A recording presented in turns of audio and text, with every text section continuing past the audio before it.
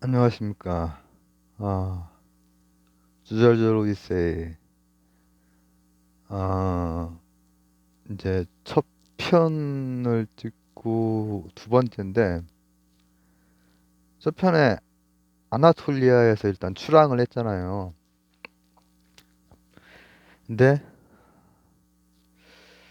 어, 다시 한번 거기에 질문을 던짐으로써 두 번째 편을 한번, 어, 얘기를 나눠보고자 합니다. 뭐냐 하면은, 제가 앞쪽에 얘기했던 거는 지금 우리가 살고 있는 이 세상이 서구 문화 혹은 자본주의라고 하는 좀 광의의 문화가 우리 사회를 지배하고 있죠.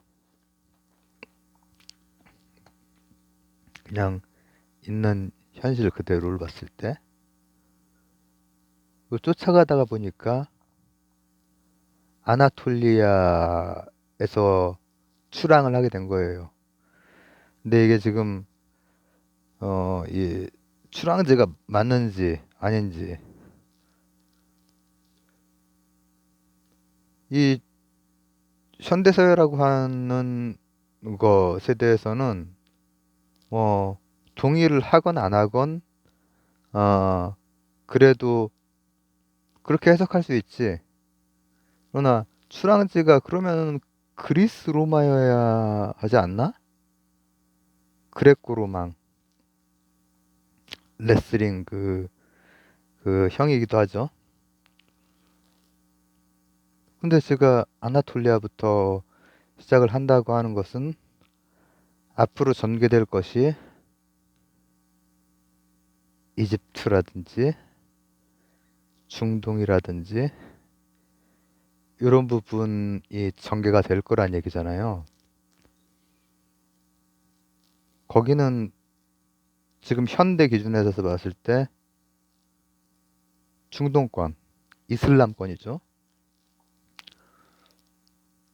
아니, 서구 사회의 그 특징들, 이런 거를 보면서 이제 그 과정에서 여러 가지, 지금 이게 역사 콘텐츠가 아닙니다. 되게 통합적인, 오디세이, 주절절 오디세이.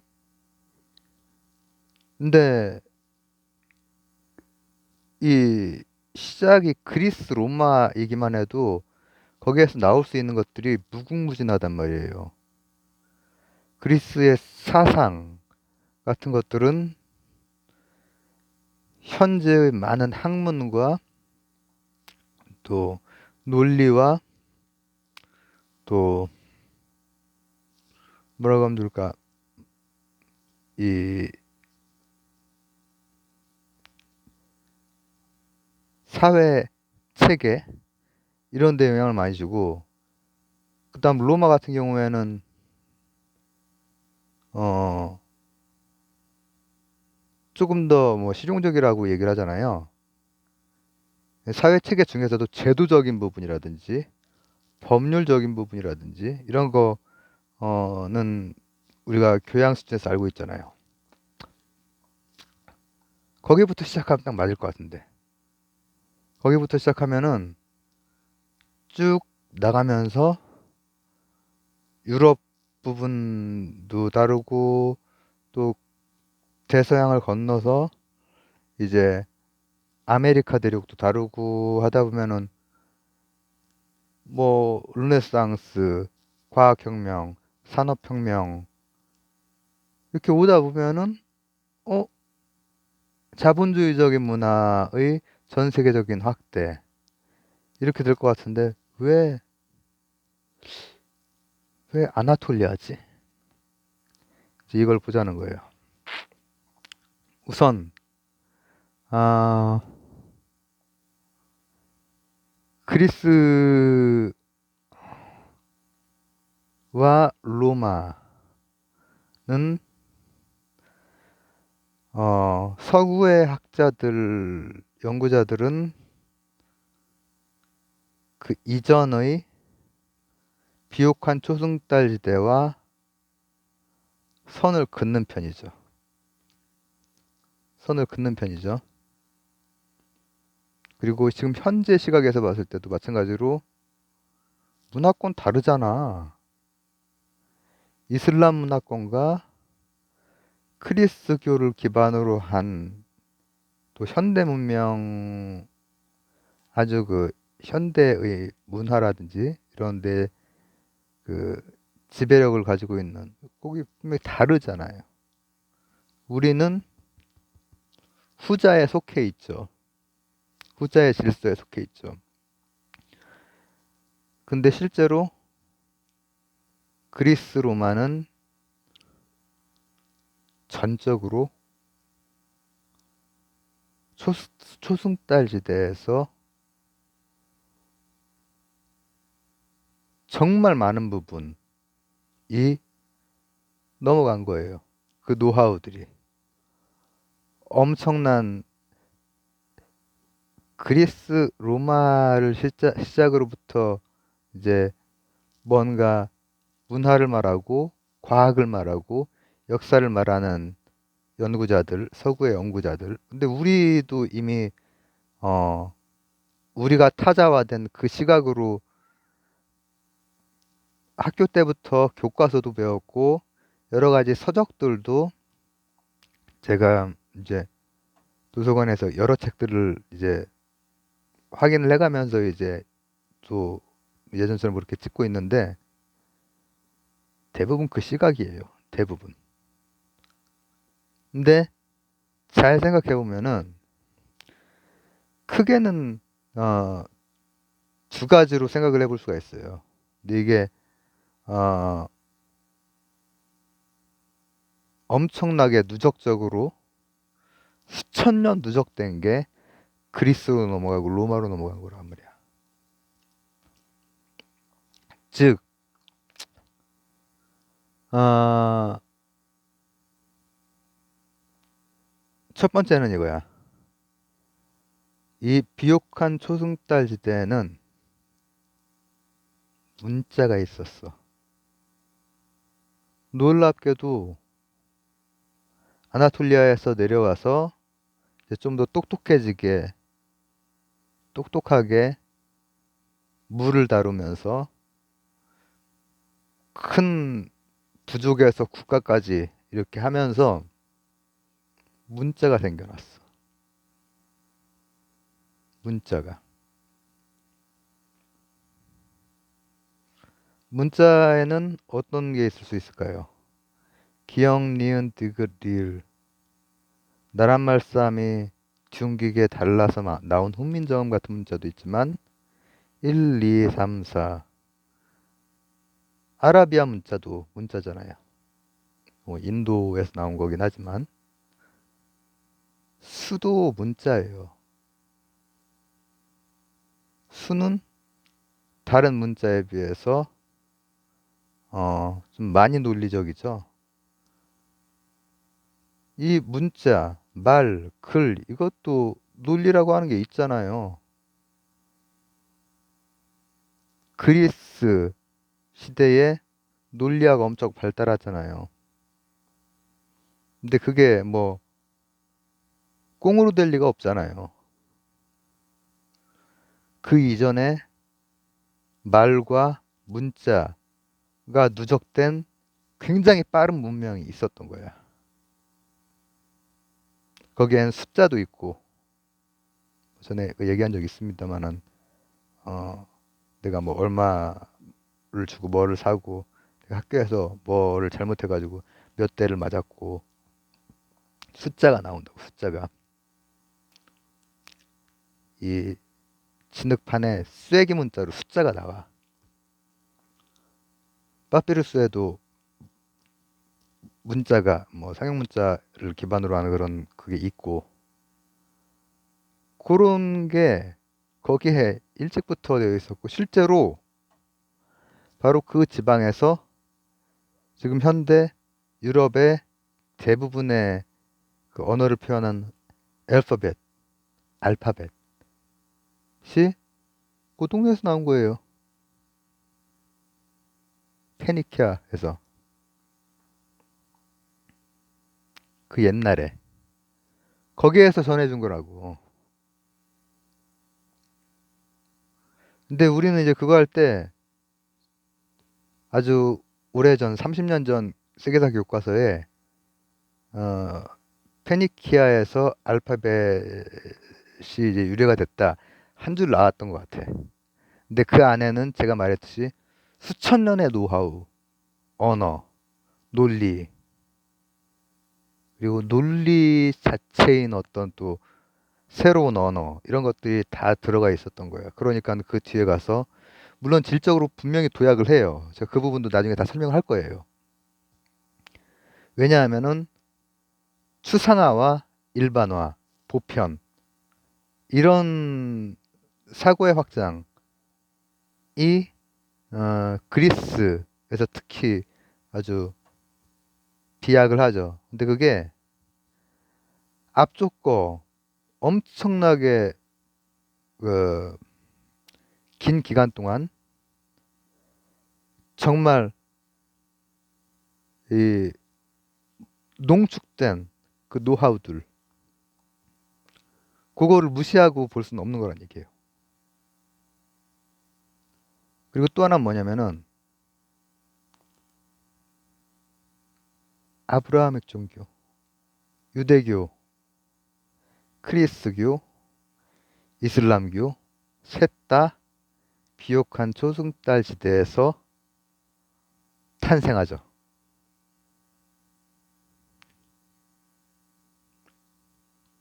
언어를 표현할 수 있는 것뿐 아니라, 그 노하우뿐 아니라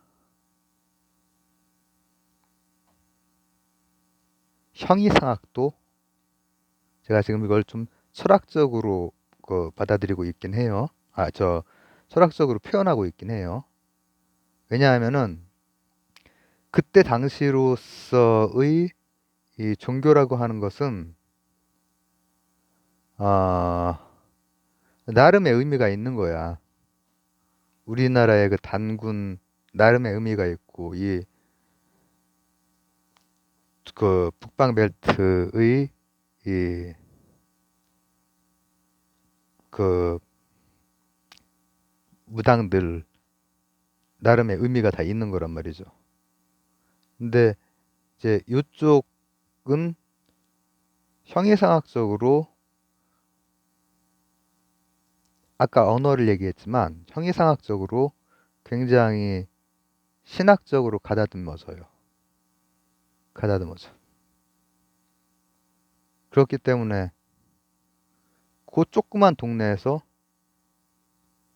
실제로는 전 세계적으로 굉장히 널리 퍼져 있는 종교들이 그 한 지방에서 다 발생한 거예요. 이건 뭐 전에 얘기한 적도 있지만은 심지어는 신도 같아. 그리고 유일신도 아니고. 그러면서도 세계 종교로서의 요소들을 점차로 획득하게 돼요. 여기에서도 이미 그런 형이상학적인 그런 생각을 했다라는 거야. 이 빨랐던 사람들이.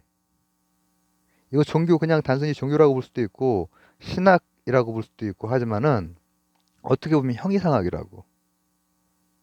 근데 그게 그리스 로마로 가면서는 훨씬 더 체계가 잡히고 형이상학이나 신학적으로 봤을 때 수준이 레벨업 돼요. 그리고 이 서구 사회의 두 개의 근간, 굉장히 합리적인 것, 그리고 또 그 물밑으로 굉장히 종교적인 것, 이게 같이 가는 거지. 그렇기 때문에 우리가 미국 문화를 많이 영향을 받고, 지금 우리가 이제 그런 문화잖아요. 우리나라의 그 서울 같은 데는 이제 밤하늘 야경 보면은 십자가 엄청 많죠. 그리고 대성전 중에서 압도적으로 우리나라에 있는 그 대성전들이 꽤 많죠. 그러니까 우리나라는 모든 문화에 해당되는 것, 학문에 해당되는 것, 그러니까 종교랑은 좀 다른 것 같은 학문에 해당되는 것, 뭐 표층적으로 봤을 때 다르게 보이는 그런 것이 됐건 종교가 됐건 이쪽 영향을 받고 있는 거죠, 그죠? 물론 제가 이제 그 신학에 대해서도 유교에서도 이제 쭉쭉 나가면서 굉장히 실물적인 것들, 역사, 뭐 기술, 뭐 또 뭐가 있을까? 뭐 사회과학 이런 것들이랑 또 생각에 해당되는 것들, 뭐 철학, 신학, 형이상학 이런 것들이 얽히면서 이제 쭉쭉 나가겠지만은 우리나라에 신심 있는 제대로 된 분들이 많이 있지만은 그렇지 못한 경우도 사실은 많이 있단 말이에요. 그 정도의 고등종교가 아닌 내용이 공허하고 어, 그러니까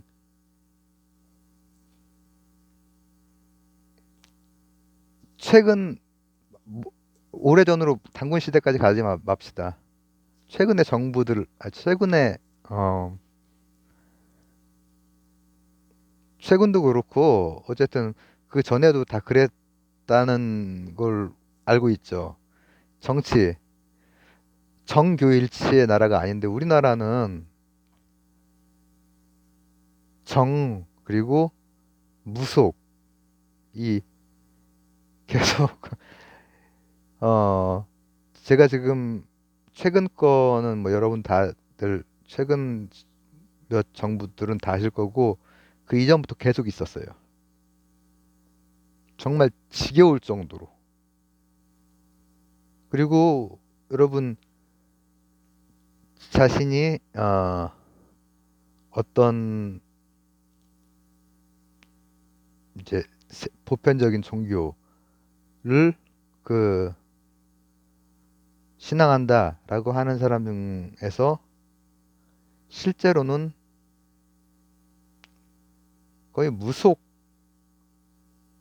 그냥 구복신앙, 기복신앙 이 정도 수준을 말하는 게 아니라 알고 보면 거의 무속을 신앙하는 이제 무속에 대한 것도 제가 나중에 이 오디세이가 한참 가다 보면은 그 부분하고도 만날 거예요.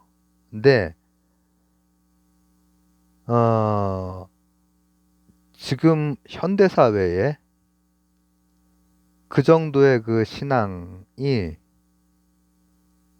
이를테면 공적인 영역으로 들어오거나 그래서는 절대 안 되거든요. 심지어는 세계 종교라고 하는 그런 것들도 어, 지금은 그런 역할을 하는 건 아니잖아요. 예전에는 교황이 하던 역할이 있고 지금도 나름대로 그 어떤 역할을 하고 있긴 하지만은 이제 어, 이미 현대 사회는 그 종교의 문제가 종교개혁이라고 하는 것을 통해서 이미 어느 정도는 그 한 굽이를 넘어왔다고 저는 생각을 하는 거예요. 자, 그럼 보세요. 출항지가 그리스 로마여야 하지 않느냐. 그리스 로마는 비옥한 초승달 시대, 셈족과 햄족, 이 아랍 문화권에 거기에 누적된 것들에 너무나 많은 영향을 받았어요. 그리고 그 서구 문화, 그레코 로마 하면은 헬레니즘, 헤브라이즘 같이 가는데 이 두 개가 헬레니즘은 언어, 사유와 관련이 되어 있고 헤브라이즘은 형이상학 또 어떤 정신적인 어떤 것들 정량적인 것도 있고 정성적인 것도 있잖아요. 근데 우리가 보통 말로 표현할 수 있는 것은 비트겐슈타인 말대로 딱 거기까지 그걸 넘어서면 안 돼. 그러나 실제로 세상이 돌아가고 우리가 인생 살면서 이렇게 뭐라고 하면 좋을까? 여러 힘들, 여러 동력들, 동기들, 요소들, 영향을 주는 것들 중에서는 정량적이지 않은 것들이 많죠. 삶은 정량적입니까? 그냥 이렇게 왔다가 언젠가 가잖아. 공식에 어떻게 들어가요? 에너지 보존 법칙 뭐 이런 거. 그런 걸로는 표현할 수 없는 무언가가 있잖아요. 가치나 의미나. 그런 걸 다루는 것들이 가치가 한 거예요. 사실은 서구의 문명이. 그러니까 청교도들이 미국으로 갈 때 앞면과 뒷면 얘기했을 때 이 청교도 정신 이런 거랑 또 개척 정신 이런 걸로 이제 가기도 했지만은 그 밑바닥에는 어 앞뒤가 왜 조금 이렇게 딱 맞지 않는 것 같지만 도구주의와 진화론이 프래그머티즘 말하는 거예요. 프라그머티즘이랑 다이니즘이 밑면에는 같이 가는 거야. 사이좋게. 그리고 우리는 그쪽 영향을 많이 받았죠. 그래서 제가 지금 이거로 시작을 하는 것이 어, 그리스 로마 그 이후에 이제 영향을 준 게 기껏해야 그리스 로마 대충 그리스 로마 이렇게 뭐라 한 313년으로 볼 수 있을 것 같아요. 콘스탄티누스 황제의 그 밀라노 칙령 그때가 이제 헤브라이즘과 헬레니즘이 함께 가는 그래봤자 지금 얼마나 됐지? 한 1700 얼마 안 됐어요 사실. 근데 아나톨리아 이런 데는 12,000년 됐거든요. 이집트 같은 데는 이렇게 기록으로 나와 있는 것만 해도 한 6,000년 막 이렇게 되거든요. 이 초승달지대 윗부분도 수천 년이 됐고 거기에 누적된 것들이 들어가. 들어가고 나서는 또 금방 또 로마가 또 망하잖아. 누구한테? 게르만한테. 근데 이 게르만이 바로 유럽 요 전체 얘기를 하는 거죠. 거기에는 프랑크족도 있지, 고트족, 룸바르드족, 반달족 이런 것들을 다 게르만이라고 네이밍하는 힘에 대해서 얘기한 적 있죠. 문명이 위쪽에 있는 데에서 내려다보면서 아는 거야. 자기들 생각에 문명이 위쪽에 있다고 생각하는 데에서. 그러니까는 그리스 로마가 그리스나 로마가 자신감을 얻었을 때는 다른 데는 다 내려다보는 거야. 근데 사실 이집트나 중동 입장에서는 그때 당시에 볼 때 가소롭지. 왜냐? 걔네 이제 막 시빌리제이션이 일어날 때 걔네들은 이미 고대 문화 유적지가 있었다니까. 그런데 얘들이 이제 그거를 할 때 그리스에서 여러분 야만인 그 야만 뭐 이게 영어로 뭐라고 그러지? 바르바르란 말 아세요? 바르바르? 바르바로이라고 하는 말에서 나온 건데 그리스 말로 야만이라는 뜻보다는 말이 다르다. 말이 좀 다르라. 그쪽이 어순이나 이런 게 다 갖고 하긴 하지만은 다 지역마다 이렇게 언어들이 조금씩 다르고 비슷한 것도 있고 시대마다 다르기도 하고 또 한 시대에도 지금 이탈리아의 그 사투리 센 곳은 서로 얘기가 안 되고 그러기도 한단 말이죠. 그러니까 그리스 입장에서는 이쪽이 다 바르바르 그리고 로마 입장에서는 이쪽이 다 뭐냐 게르만이었던 거야. 그들은 각각 다 무슨 족 무슨 족 무슨 족 이렇게 있었어요. 동양에서 오랑캐랑 비슷한 거야. 동이, 남만, 서용, 북쪽이랑 비슷한 거란 말이죠. 오랑캐라고 불러. 그리고 퉁쳐서 부른 다음에 굳이 얘기하자면 무슨 족, 무슨 족, 무슨 족 이렇게 되는 거야. 근데 바로 그 그리스가 이 비옥한 초승달 지대에서 크레타 섬으로 문명의 그 수준 이게 흘러가면서 크레타에 이제 뭐 지중해 이제 그리스 쪽 그 섬인데 좀 조그만 섬이에요. 근데 그리스 문명하기 전에 어 교과서에서는 그게 학생분들도 들으실 텐데 교과서에 맞게 그냥 그리스부터 시작하지 이렇게 하실 수 있을 것 같아가지고 좀 그래도 쉬우면서 깊게 들어갈 수는 있으니까 그리스 본토에 가기 전에 크레타에 일단 미노스 문명이라고 하는 상당한 문명이 있었어요. 근데 거기는 이게 규모라든지 이런 것도 상당히 중요해. 이를테면은 일본 같은 데는 규모가 되니까 내수 시장이 되잖아. 그리고 뭐 도시국가 정도 되는 데에서는 잘하면은 뭔가 하나 살려서 잘할 수도 있지만은 뭐 여기저기 막 거의 소왕국 수준의 도시국가 지역마다 제3세계권에 이런 데는 굉장히 힘들잖아요. 근데 요 크레타 섬도 좀 그랬던 거야. 얘네가 빨랐는데도 불구하고 결국은 고 문명의 그 뭐랄까 어떤 힘이 거기를 지나서 그리스 본토에 상륙을 했을 때 바로 그리스 문화. 그리고 거기에서 사실 현대 과학혁명이고 뭐고 이런 것들은 그냥 자연과학뿐만 아니라 사회과학, 자연과학, 인문학 너무나 많이 거기에서 많이 퍼와요. 니체가 고전 연구하던 사람이잖아요. 물리학자들 중에서도 고전 걔네들은 그런 거 다 그런 거 배울 수 있단 말이죠. 배우기도 한단 말이죠.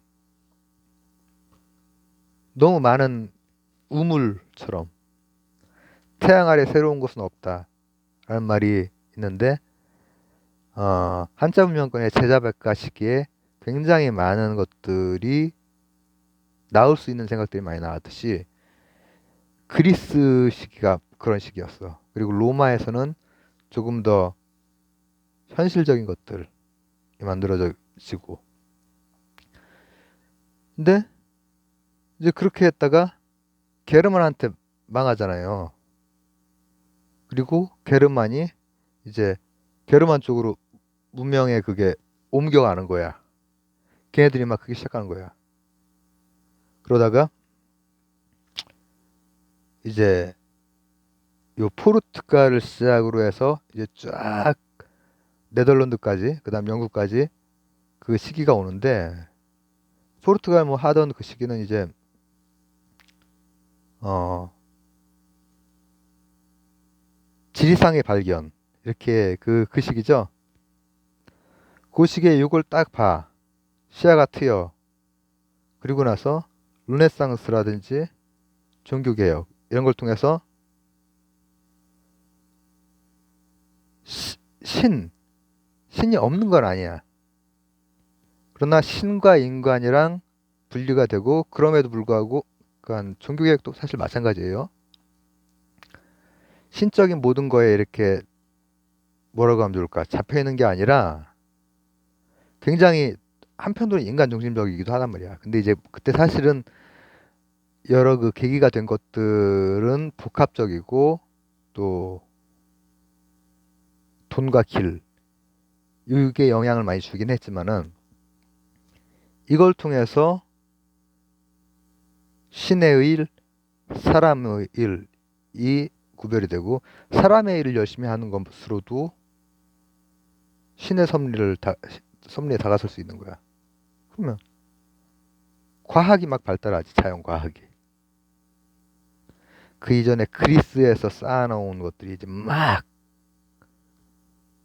실험, 관찰과 함께 무서운 그리스에서 워낙에 철저하게 해놨기 때문에 무서운 정합성으로 보편적인 일반화되고 추상화된 데까지 막 성장을 하는 거야. 거기에서 산업혁명이 나오고. 근데 그 과정에서 어떤 진보, 걔네들은 이제, 걔들이 계속 진보를 했다라고, 어, 생각을 하고 있었죠. 근데 그걸 이제 일단 그 설명대로 가봅시다. 간다고 해도 늘 피를 부르는, 피 비린내 나는, 이를테면은 30년 전쟁, 17세기의 30년 전쟁이, 이 유럽에 이제 게르만들이 꽤 힘쓰는 세상이었는데 정리가 좀 돼야 돼. 이제 그러니까 종교화의 문제도 종교개혁을 통해서 어느 정도 됐고 하니까는 그때 처음 정리가 시작이 되는 거야. 근데 엄청 죽거든요. 무슨 세계대전 수준으로 17세기인데 30년 전쟁 동안에 특히 독일 지역에, 지금의 독일이에요. 그때는 독일 그런 거 없어요. 왜냐? 그 17세기에 그렇게 해서 베스팔렌 조약이 나오지만은 그 다음 세기 18세기에 또 뭐가 있죠? 오스트리아하고 에스파냐하고 왕위 계승 전쟁이 일어나잖아요. 그것도 큰 전쟁이에요. 골 때리죠. 아직 거기 나라가 없었다는 얘기야. 독일이 아니고 오스트리아나 이제 에스파냐나 이런 데에 왕위를 가문에서 유명한 몇 개 가문에서 이제 그걸 따내려고, 그 유럽이라고 하는 것은 어느 가문이 느 나라 가서 하느냐 이런 거 별, 어디에서 가서도 할 수 있어요. 어디에 가서도. 그리고 그 다음 세기 19세기가 되면 나폴레옹의 이 삼색기가 이제 쫙, 아니, 욕이 아니라 삼색으로 된 기 있잖아요. 자유평등 박애. 그리고 또 한편으로는 정복전. 이게 이제 싹 한 바퀴 돌고. 그다음 20세기가 되니까 또 뭐가 돼? 후발주자였던 독일이나 이탈리아 같은, 거긴 나라가 없었으니까 이런 데가 참여하면서 세계대전, 양차대전, 지금 여기까지 온 거예요. 근데 그 온 요 길에서 여러 가지가 막 얽히고 설키고 하지만은 제가 첫 스타트를 어 그리스 로마로 시작한 게 아니라 출항지를 아나톨리아로 했던 이유는 거기에서부터 그리스로 넘어가기도 하고, 그리고 이 문명의, 여기에서는 왜 단절을 시키려고 하냐면은 아브라함익 종교에서 갈림이, 이슬람 쪽 갈림이 크고 문화적 갈림이 또 커요. 여기도 중세에 엄청나게 이 합리적이었던 이슬람권도 그렇지만은 자본주의적인 서구 문화, 요거에 대해서 나라마다 사실 다 다릅니다. 특히 현대는. 근데 기본적으로는 그들이 조금 다른 정체성을 아직까지 가지고 있죠. 근데 여기서 시작해서 사실은 다 나왔고, 그 다 나와서 한 바퀴를 돌고, 세계전쟁 일어난 게 제국주의 때문인데 사실 아편전쟁 해보고 중국 가보려고 했더니 중국이 안 돼. 그러니까 뭘로 가냐면은 서구의 문화로 밀고 들어가는 거야. 그 문화가 한 바퀴를 돌아서 이제 미국의 시대가 왔고, 그 뒤로 아시아 쪽을 다 삼켰고, 사실 이슬람권 쪽으로도 상당 부분 들어갔어. 국가마다 다르고 좀 그렇긴 해. 나 아직까지 거기가 마지막 보루야. 재미있는 거죠. 처음 자양분을 준 곳이 이제 문화적으로 한 바퀴 돌면서 그게 뭐라고 하면 좋을까? 지나온 길, 지나온 길. 그래서 많이 달라졌어. 완전 딴 사람처럼 돼버렸어. 거기까지 지금 와 있는 상태인 거예요. 세계가. 우리가 다뤄야 되는 난민 문제라든지 또 우리가 그 다뤄야 되는 인공지능이라든지 이런 것들이 6이랑 이런 데에서 옛날부터 말이나 글, 언어 가지고 뭔가를 해내고 계산을 하고 그다음 또 신념 혹은 형이상학 혹은 신학 종교죠. 이런 것들이랑 다 닿아 있는 문제들이라는 거예요. 그래서 제가 아나톨리아로 시작을 한 것이죠.